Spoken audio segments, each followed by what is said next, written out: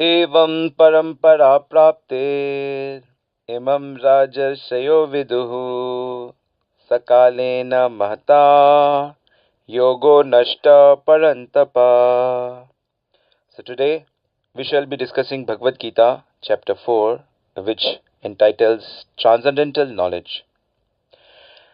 Transcendental knowledge means the knowledge which has come from the divine planet. There are spiritual planets and we can see the material planets here. So spiritual planets are free from the binding forces of material nature known as modes of nature, namely mode of goodness sattva guna, mode of passion rajogun, and mode of ignorance tamogun. So Krishna brings this divine knowledge because Krishna belongs to that spiritual planet eternally, and we also belong to that place, but somehow or other we have revolted against God of not loving God but trying to enjoy materially. So that's the reason we have material life, which means material miseries. And here we are looking for happiness, which doesn't exist in the material things. So happiness truly lies in knowing ourselves that I am part and parcel of Krishna. I am a spiritual spark. I have a spiritual personality. Yet I don't know who am I. I don't know about that personality, my own personality. That will be revealed at the right time when we establish our relationship with Krishna by executing the spiritual rules of cleaning our consciousness, especially chanting the name of Krishna, surrendering to spiritual master, etc.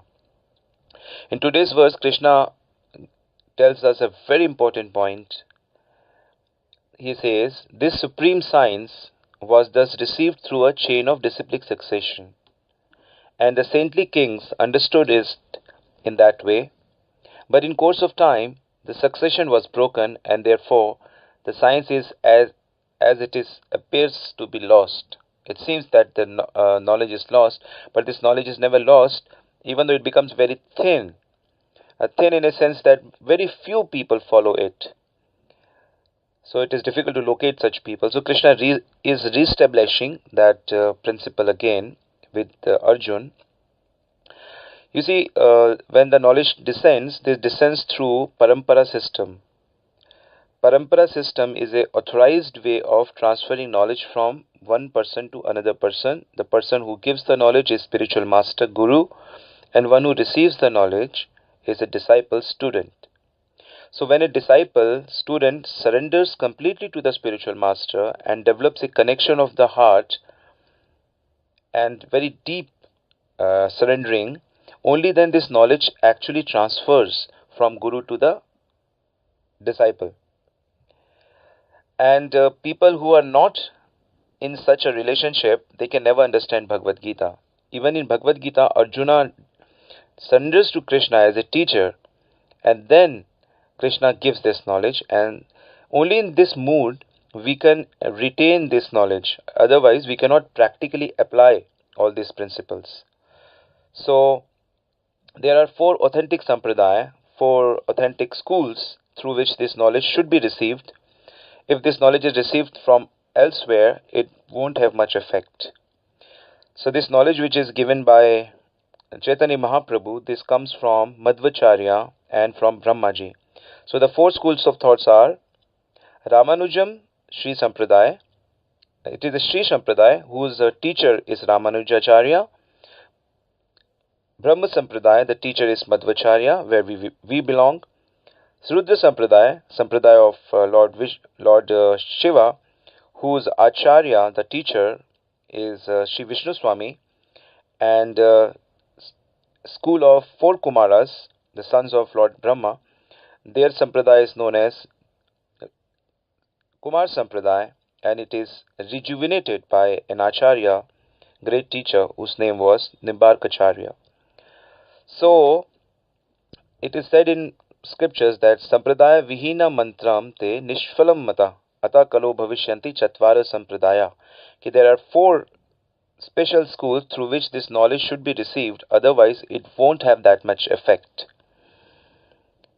any mantra, any teachings, any understanding about the God should be received from these authorized schools of thought.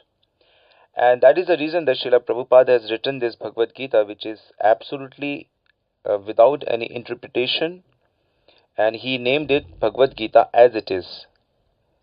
So that is the reason that so many people are reading Bhagavad Gita and surrendering to spiritual master and advancing in spiritual life greatly.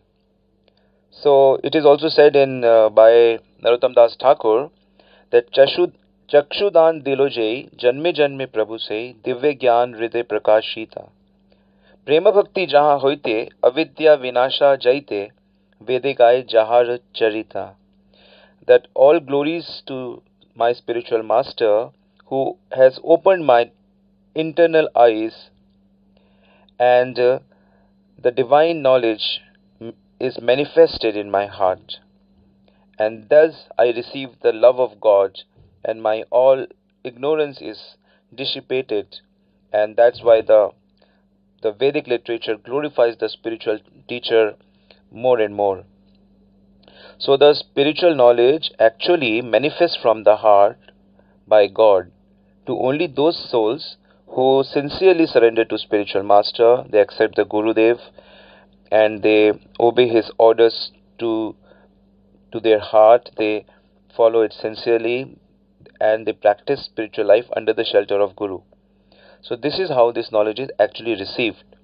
All the great kings were the disciples of great rishis, and whenever they were supposed to take some big or small action, they always take advice of their Guruji, so that the actions are with uniformity with the scriptures and doesn't go against it. Any policy, any action, whatever. And those who are not from these authorized schools, that knowledge should not be accepted. The main reason is that they don't accept Krishna as the Supreme Lord. In Bhagavad Gita, Krishna says, Matat parataram nanyat kinchit asti dhananjaya. There is no truth beyond me. And Arjuna also accepts that. He says, Parabrahma parabdhamam pavitram paramo bhavam. That, O Lord, you are not only Brahma, but you are Parabrahma. You are greater than the greatest. And everything has emanated from you. Maya dakshena prakritihi. So Krishna gives so many examples. Kama vishvacha bhutanam dharaya mamuch. All the planets I am holding it. Everything, sun, planet, nature, everything has evolved from me, and it will again kalpakshe punathani. It will again, after the dissolution of the time, it will again come back to me. So Krishna is the Supreme Lord, and with his mercy he descends time to time and he gives such divine knowledge which not only rectifies our one life but all lifetimes to come. Actually, it gives us eternal peace and happiness forever.